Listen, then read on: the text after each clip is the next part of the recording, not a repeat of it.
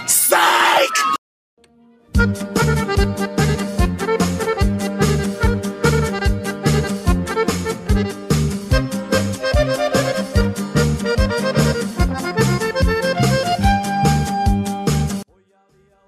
Welcome back, everyone, to another glorious Kaiserreich playthrough. It's been for fucking ever since I've played this mod.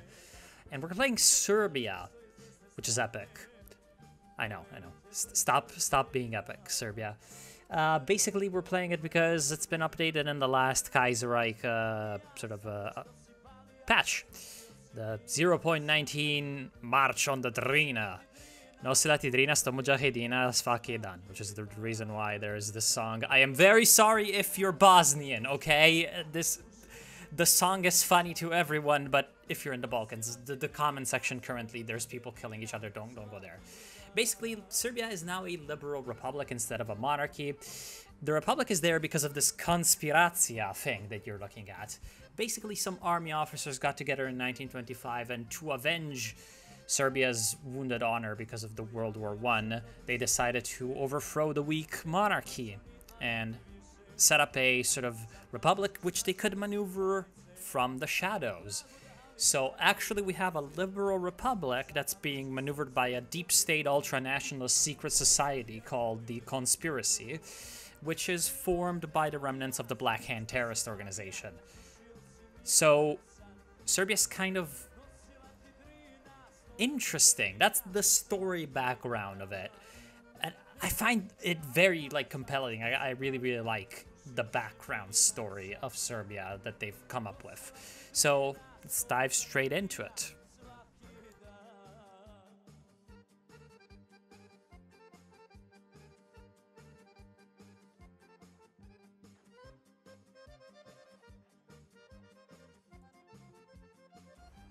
So, taking a look at the Conspiracja mechanics, you can see that you've got a bunch of decisions, basically, and if you click them, you're going to gain national populist popularity. The Conspiracja is represented as national populist because they're sort of ultra-nationalist, and the more popularity the national populists have, the more power the Conspiracja has over the government and over the state as a whole. So if you click these buttons a lot, you're obviously going to be stronger because they give you bonuses, and then you're going to unlock more bonuses, but it's also going to make the Conspiracia's hold on the government that much more powerful.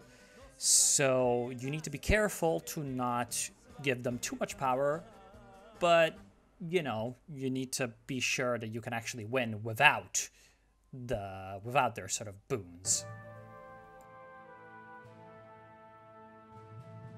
Now, beneath the shadow power of the Conspiracy, you have the 1936 elections, which are going to be taking place in October of 1936.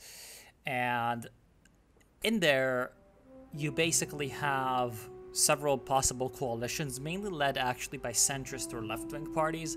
Now, there are ways of actually getting right-wing people in power, but not for these sort of legitimate elections. I suppose this is supposed to represent how the right-wing forces were kind of discredited due to World War I and the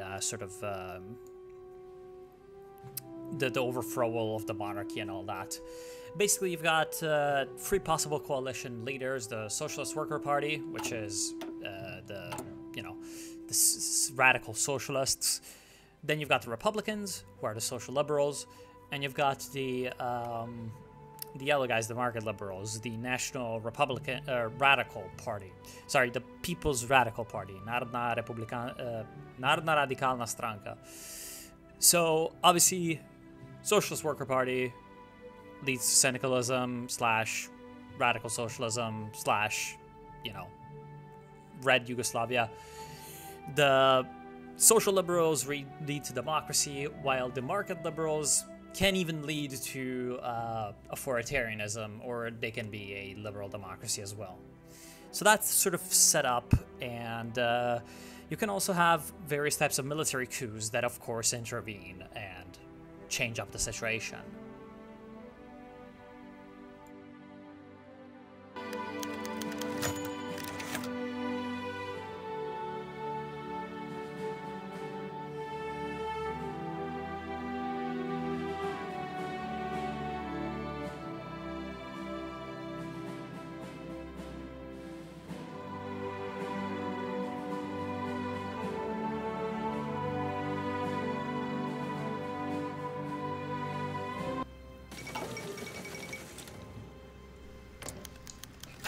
not, in Serbia there are actually not one, but two military conspiracies going on at the same time.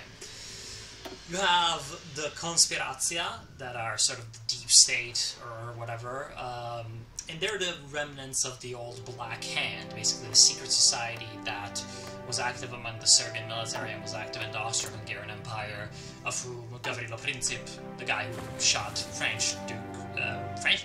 Archduke Franz Ferdinand, was a part of, and also so that's the Konspiracja, they're the descendants of the Black Hand. So terrorist tactics to establish Greater Serbia. However, they betrayed the monarchy in 1925, and there is also another conspiracy, which is the White Hand, that is, again, active among several types of army officers, who are instead sort of their opposite because they're the same thing, but they're monarchists. So, yeah, we have this sort of dynamic where there are two types of possible military deep state coups. One of them pro-monarchist, and the other pro-republican / ultra-nationalist. And at the beginning, the military itself is very, like, gimped in terms of gameplay, in terms of actual gameplay mechanics, because you cannot train or modify any of your divisions due to the sort of, due to the disarmament treaty that the Central Powers have forced on Serbia after the war. So a big sort of gripe, a big point of contention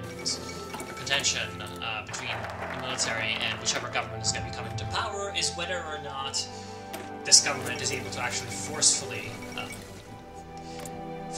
sort of implement independent policies from the Austrians and to sort of ramp up rearmament, which is pretty much as you'd expect.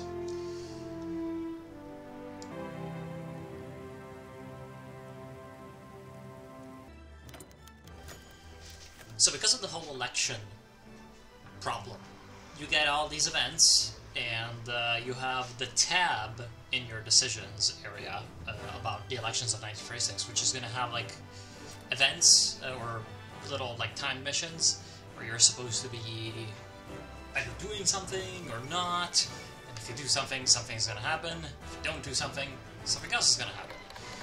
In this case, you have, well, I sure wish I was still looking at that, but as you saw, it was about Black Monday, and if you reduce the effects of Black Monday by a certain point, then the Republicans, the current government, are going to gain popularity. If not, the Socialists are going to gain popularity. And so basically you need to decide what you're going to do, and then the game actually tells you which coalition is likeliest to win, which is a nice quality of life little feature.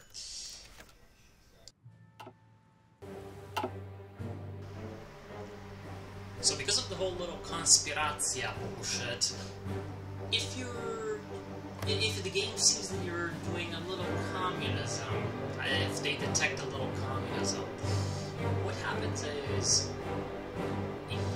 the Konspiracja gives an offer to the Republicans, basically to be like, hey, if the Socialists win, we're gonna do a bit of a coup, and you can either say yes or say no. Now, I'm a commie, so listen, trollface.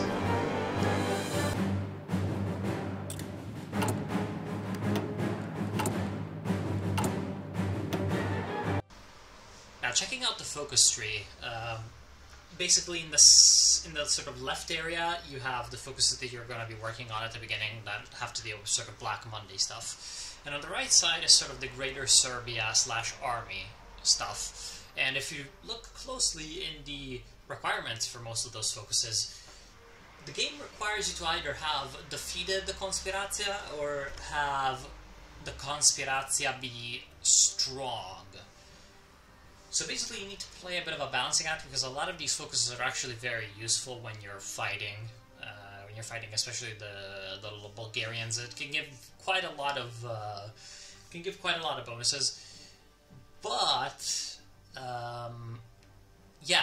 you need to have a high enough level of the Conspiratio to take them, or you need to have just completely defeated them, which takes longer. So, yeah, basically, if you're not really certain that you can win the war on your own, you're going to have problems, because you're going to need to suck up to the little ultra-nationalist deep state kind of guys, and that's going to make them more powerful, which is going to make it more difficult to, obviously, wipe them out when the time comes. So that's kind of interesting. Now, the big sort of early game event that you have that basically shows this new great Serbia to the world or whatever is obviously Vitov Dan, which is the day of Saint Vitus, but it's celebrated in Serbia as the commemoration of the Battle of Kosovo Polje, the Battle of the Field of Blackbirds, which is when the Ottomans came over to Europe and defeated the Serbian Empire, and Prince Lazar was martyred for the Serbian people, blah blah fucking blah. The comment section is exploding, everyone's killing each other. So basically, obviously this Serbian ultra-nationalist celebration is outlawed by the Austrians, because it's like, oh no, Serbians, being Serbian, we cannot have that. And you have a nice little explanation of all that, and now Dragomir Vasic, the new president, the new liberal who's trying to rebuild Great Serbia, is finally sort of giving into the Serbian ultranationalists and kind of doing a bit like the Japanese liberal Democrats when they started visiting Yasukuni Shrine. He goes to the shrine, to the great martyrs or whatever, and he gives a little fiery nationalist speech, which is how you'll see later in the focus tree, this bypasses the first focus on sort of the road to reclaim Great Serbia.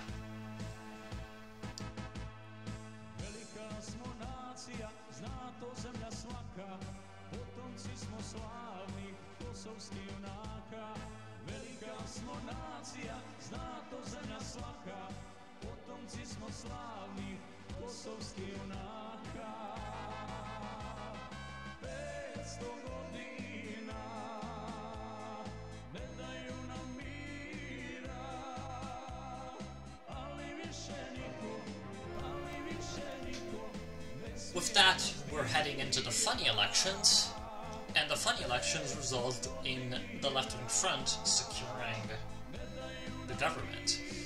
Now this is pretty interesting, because it's going to actually pop up a fair amount of new mechanics, so that's what you'll see. Basically, what you have is that everyone and their mother is going to be opposed to the Popular Front.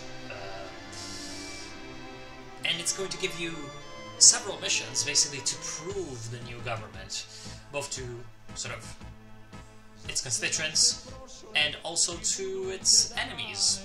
Well, relatively enemies in the army. Basically, the army thinks we're traitors and like anti-patriotic or whatever.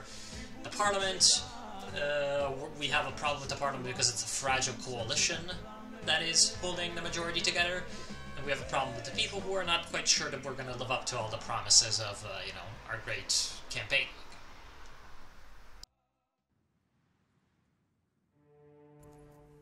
Now, this is the focus tree, the glorious socialist Yugoslavic focus tree. Basically, what we have is a bunch of focuses that are supposed to be you trying to hold on as dear as possible to the government and trying to troll all your opponents into submission. And basically, the whole point is trying to complete as much as possible of it before the mission timers run out and you get cooed by someone or the other. So that is the big challenge of socialist Serbia, is not getting your ass whooped by either the military or, whatever else. And in the end, down there you have the third revolution, which is when you sort of secure your hold on the country. You're able to go for this third revolution, and now the first one is like 1820s, whatever, when Serbia basically declared independence. That's the first revolution. The second revolution is the Republican Revolution of 1925, and The third revolution is, of course, going to be the glorious proletarian revolution. It's going to wipe out all the disgusting reactionaries and all that. So then after that, you're going to switch focus tree and your country's going to be stably under your control. But before you're able to do that, as I said, you need to perform a lot of duties to make sure that no one decides to fuck you up in the meantime. And that's what's going to happen next time, because our time is up. And yeah, next time we're going to see whether or not we can actually continue on down this path and sort of navigate as our great helmsman through the, the harsh rocks of the political situation in the Balkans. And down there you can see the defending the revolution missions for just a slight half second. Those are the ones that we're going to be needing to watch out for. So see you then.